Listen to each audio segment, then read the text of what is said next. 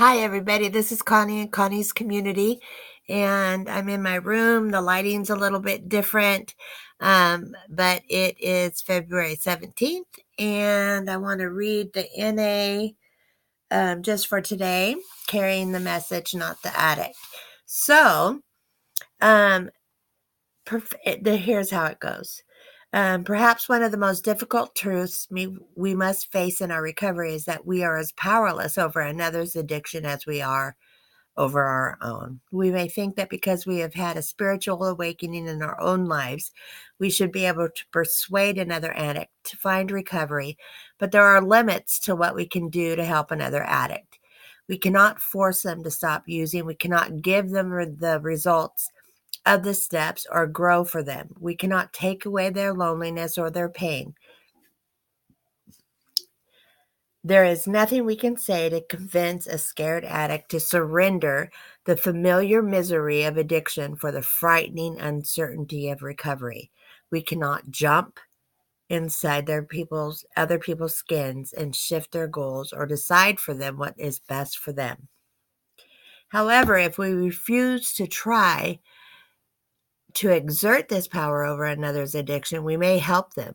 We may grow if we allow them to face reality, painful though it may be.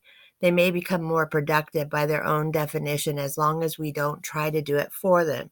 They can become the authority of their own lives, and provided we are only authorities in our own lives. If we can accept all of this, we can become what we were meant to be, which is carriers of the message, not the addict. So just for today, I will accept that I am powerless not only over my own addiction, but also over everyone else's. I will carry the message, not the addict. Very difficult to do, especially if you are a parent and it's your child, and you just see them dying before you. Um, it is very difficult. And you think, you grew up with this. You grew up, going to meetings as a child. You know the answers. You know what to do. Why aren't you just doing this? Could you listen? Could you please? Could you, And you get resentful and angry. They get resentful and angry. And you do carry the addict, at least usually, especially a mom, will carry the addict for a while. And I don't care how long it is or how short it is. When you're ready to say that's enough, then you're ready to do that. So it took me a long time. People could tell me this or that. I wasn't ready. This was my child. And she had gotten so bad and so violent and so out of control that it was affecting the whole household. And when it became like that, then I had to say, enough. I cannot take this anymore. I have to protect the children that are in my home. And I had to kick her out, and just kind of pray that she would go to the other women in a church. I don't even care, wherever you end up, and ask for help.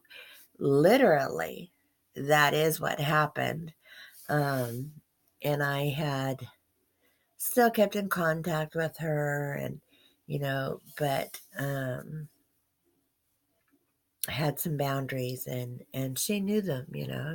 If you come to my house to see your kids, you can't be drinking. And I knew the visits were going to be short because she was a really bad alcoholic who would get sick really fast.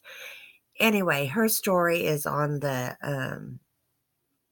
interview with Leah Branham on one of my pages, and it was very difficult. There's still some issues we both have to work on around that as well. But, she's been clean for a while now by the grace of God, and she's not dead. I didn't have to pull the plug. And she's working and leading a productive life.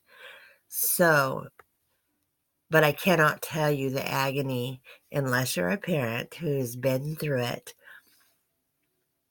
And there was some guilty parenting behind all of that due to her remembering my own addiction, and her father's addiction came and went throughout our whole marriage. So there was guilty parenting, well, dad did this, and, I remember when you did this, and who are you to tell me, blah, blah, blah, and all the stuff that, um, defends the addiction and points the finger at you. And that's just part of it. That's nothing personal. That's just part of it. But it hurts and it's not easy. So this reading really hits home for me. And at work, there's a whole different type of feeling about that. I know that I give information that is pertinent to what's going on in that person's life at that time. And I hope that someday when they're ready, they will remember some little words I said in my part of the river and know where to go. Not everybody that I see or meet, not everybody that has been through programs that I've worked for, not, they have to still go out there and try to prove, that they know best, or they get caught back up in their addiction somehow, but they know where to go.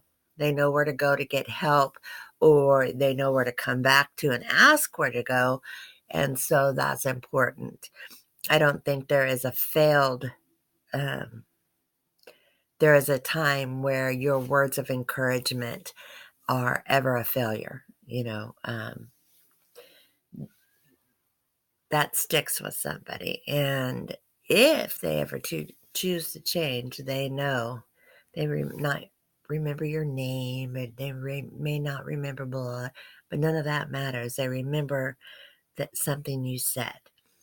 Like, when you're ready, if you really want to get help, here's a list of meetings, or this is how you get into such and such recovery house, or give us a call.